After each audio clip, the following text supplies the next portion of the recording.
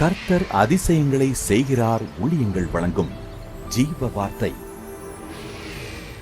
ஏசப்பாவுடைய நாமம் மகிமைப்படுவதாக. அவர் நல்லவர், அவருடைய கிருபை என்றும் உள்ளது. அவரை எப்போதும் நம்ம துதிப்போம். சங்கீதத்தில் தாவீது சொல்றாரு, கர்த்தரை துதிக்கிற துதி எப்போதும் என் நாவில் இருக்கும். எப்போதும் அவரை துதித்து கொண்டே இருப்போம், புகழ்ந்து கொண்டே இருப்போம். அதே போல நான் கர்த்தரை தியானிக்கையில் எனக்குள் அனல் மூண்டது. தேவனை குறித்து தியானித்து கொண்டே இருப்போம், சிந்தித்து கொண்டே இருப்போம். ஆண்டவர் பெரிய காரியங்களை நம்ம வாழ்க்கையில் செய்வார், நம்மை செய்வதற்கு பயன்படுத்துவார். உங்களுடைய படிக்கிற பிள்ளைங்களுடைய படிப்பை ஆசீர்வதிப்பார், வேலை செய்யக்கூடிய வேலையை ஆசீர்வதிப்பார், தொழிலை ஆசீர்வதிப்பார், ஊழியத்தை ஆசீர்வதிப்பார். கவலைப்படாதீங்க. இந்த நாளின் ஜீவவார்த்தைக்கான வசனம் சங்கீதம் 31:19. உமக்கு பயந்தவர்களுக்கும் மனுபுத்தருக்கு முன்பாக உம்மை நம்புகிறவர்களுக்கும் நீர் உண்டு பண்ணி வைத்திருக்கிற உம்முடைய நன்மை எவ்வளவு பெரிதாயிருக்கிறது. நீர் உண்டு பண்ணி வைத்திருக்கிற உம்முடைய நன்மை எவ்வளவு பெரிதாயிருக்கிறது. நீங்கள் கர்த்தருக்கு பயப்படுறவங்களா இருந்தீங்கன்னா, தேவனை நம்புகிறவங்களா இருந்தீங்கன்னா, உங்களுக்காக பெரிய பெரிய நன்மைகளை ஏசப்பா உண்டு பண்ணுவார். பெரிய பெரிய நன்மைகளை உருவாக்குவார், நிச்சயமாக செய்வார். பைபிள் அழகாக இருக்குது. அதாவது அவங்களுக்கு, ஆண்டவருக்கு பயப்படுறவங்களுக்கும் அவர் நம்புகிறவங்களுக்கும் அவர் உண்டு பண்ணி வைத்திருக்கிற நன்மை எவ்வளோ பெரிதாக இருக்கிறது. நன்மை உண்டு பண்ணி வெயிட்டிங் லிஸ்ட்டில் வச்சுருவார். புரியுது அவங்களுக்கு? எப்போவுமே சில காரியங்களை முன்கூட்டியே பிளான் பண்ணிடுவாங்க. அதாவது சில நாடுகளில் பார்த்திங்கன்னா, அடுத்த கட்ட வளர்ச்சி எப்படி கொண்டு வருதுன்னு ஒரு 15-20 வருஷத்துக்கு அடுத்த கட்ட நிகழ்வுகளை தொலைநோக்கு பார்வையில் செய்வாங்க.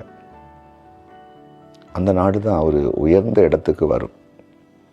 அதுக்கேற்ற கட்டமைப்புகளை பண்ணுவாங்க, அதற்கேற்ற வசதியை ஏற்படுத்துவாங்க. அப்போ உலகத்தில் உள்ள தலைவர்கள், உலக ஞானம் படைத்தவர்கள் இப்படி பிளான் பண்ணி சில காரியத்தை உண்டு பண்ணுறாங்கன்னா, தேவன் எவ்வளோ நல்லவர். நமக்காக நன்மையை உண்டு பண்ணி தரமாட்டாரா? கண்டிப்பாக உண்டு பண்ணுவாருங்க. எல்லாமே அவர் தானே. ஆதாமை மண்ணினால் உண்டு பண்ணவர் அவர் தானே. ஏவாளை எலுப்பினால் உண்டு பண்ணவர் அவர் தானே. இந்த ஆதாம் ஏவாள் ஆசிரமாய் வாழ வேண்டும் என்ற நோக்கத்தில் ஏதேன் தோட்டத்தை யாரை வச்சு உண்டு பண்ணினார்? ஏதேன் தோட்டத்தை ஆட்கள் வச்சு வேலை செய்த பைபிள் இருக்கா? கர்த்தர் ஏதேன்னு ஒரு தோட்டத்தை உண்டாக்கினார், அப்படிதானே இருக்கு.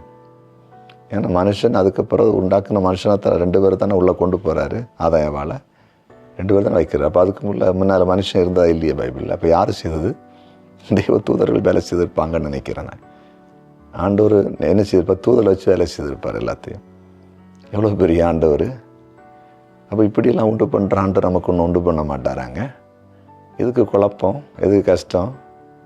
ஏசப்பா நம்புங்க, அவருக்கு பயப்படுங்க, அவர் உண்டு பண்ணுவாருங்க. வேலை, தொழில், வியாபாரம், குடும்பம், மனைவி, பிள்ளைகள் எல்லாம் வருங்க. நீங்கள் ரொம்ப இன்னும் ரிஸ்க் எடுக்க வேண்டாம். அதுக்காக நான் 10 வருஷமாக ஜெபம் பண்ணேன் மனைவி கிடைக்கிறதுக்கு, 10 வருஷம் ஜெபம் பண்ணேன் புருஷன் கிடைக்கிறதுக்கு. இதெல்லாம் வேலையா? ஆண்டு உண்டு பண்ணி கொடுக்க மாட்டார். அவருக்கு பயந்து பாருங்க, அவருக்கு நம்பி இருந்து பாருங்கள், அவருக்கு வசனத்தை கை கொண்டு பாருங்கள், அவரை தேடி பாருங்கள். எல்லாம் கரெக்டான நேரத்தில் வருதான்னு பார்ப்போமே. எல்லாம் வந்து சேரும். சரியா?